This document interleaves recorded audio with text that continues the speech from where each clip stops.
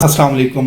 मेरा नाम उम्मान असगर है और आज का जो हमारा मौजू है वो है black and white. Black and white जो समझ रहे हैं आप वही है ब्लैक एंड वाइट, जिसमें हमें कलर्स दिखाई नहीं देते, सिर्फ दो ही रंग नज़र आते हैं, ब्लैक एंड वाइट। तो आज के हम लेक्चर में इस ब्लैक एंड वाइट से कलरफुल लाइफ की तरफ जो सफ़र है उसके बारे में देखेंगे। ज़िंदगी बहुत अजीब है। बाज़ दफ़ा ज़िंदगी में ऐसे वाक़यात और हालात आते हैं कि इंसान बिल्कुल मायूस और लाचार हो जाता है, वो बिल्कुल नाउमीद हो जाता है और हिम्मत हार जाता है। ये ज़िंदगी के मराहिल हैं। असल में ज़िंदगी जो है वो एक सर्कल में तय होती है। इंसान पहले शीर खारगी में होता है, जिसमें वो माँ बाप, रिश्तेदारों और बड़ों के रहम करम पर होता है।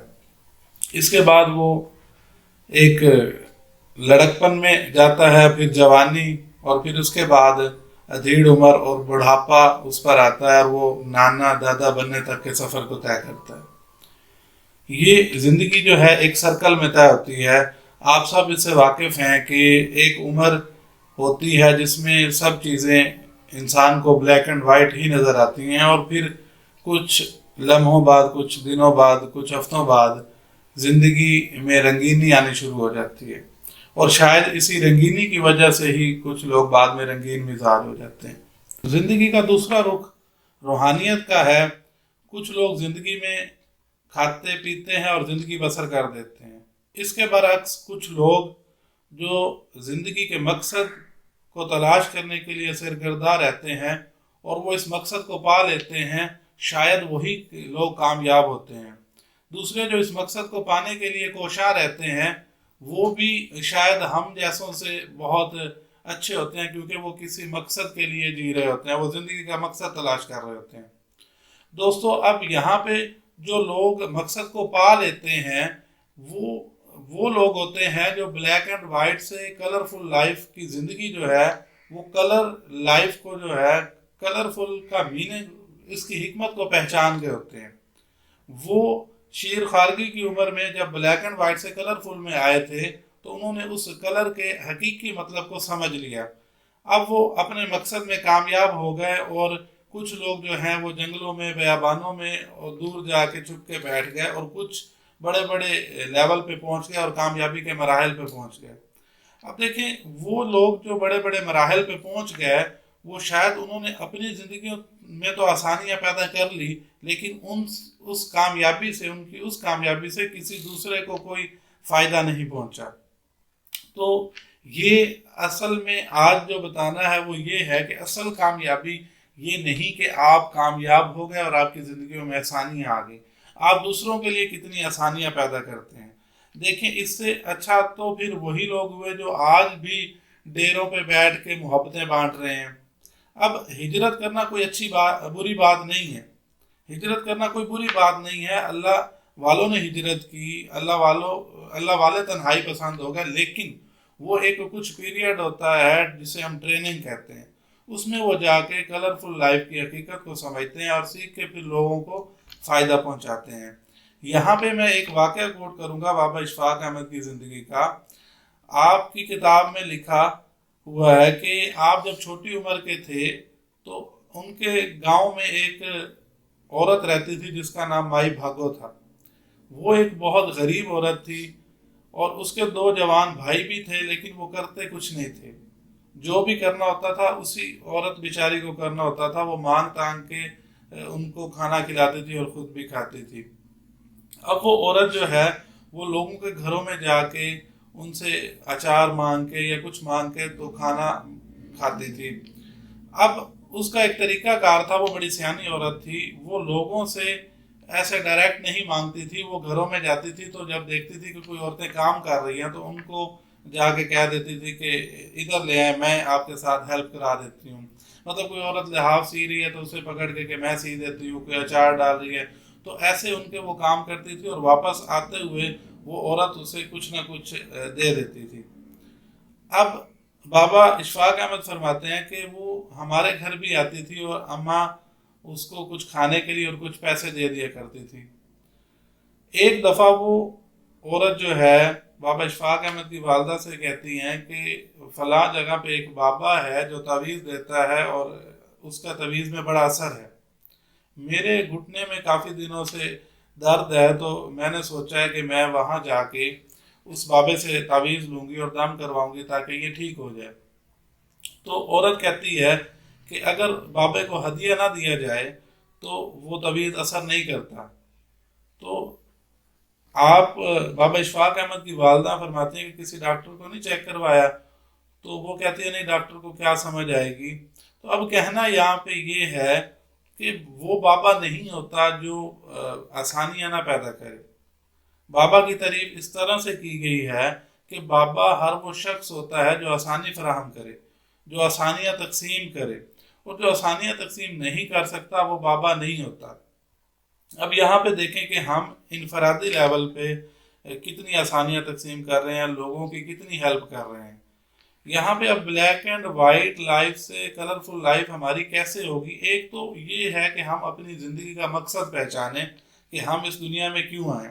اب مقصد دیکھیں، آپ روحانیت پہ دیکھ لیں، مادیت پہ دیکھ لیں، جس بھی تحت دیکھ لیں، آپ اپنا مقصد کوئی بھی بنا لیں، ایک مقصد جس کا ہوتا ہے وہ ہمیشہ کامیاب ہو جاتا ہے۔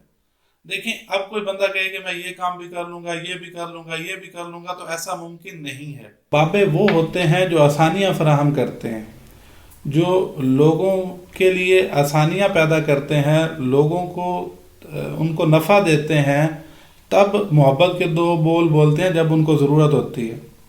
میرے مطابق وہ بابا ہے جو گرمی میں کسی کے گھر پنکھے کا شو ٹھیک کر دے بغیر معاوضہ لیے اور ان کا پنکھا چلا دے گرمی میں۔ وہ بابا ہے جو کسی کو اپنے کام چھوڑ کر کسی بزرگ کو سڑک پار کروا دے۔